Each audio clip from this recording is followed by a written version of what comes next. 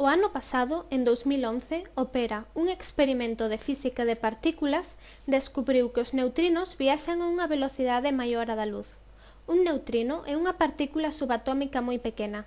A partícula máis común no universo é tan pequena que non se pode ver con ningún instrumento existente no presente.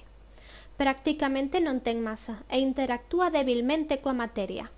Pois ben, os neutrinos superaron a luz por 60 nanosegundos, unha cantidade de tempo pequena, moito máis pequena cos milisegundos, pero suficiente para poñer en dúbida a Albert Einstein e a súa teoría, a da relatividade. Pola contra, o 8 de xuño deste ano, o 2012, anunciaron que iso foi unha falsa alarma debido a un par de fallos no detector utilizado. Por tanto, en realidade os neutrinos non son máis rápidos que a luz.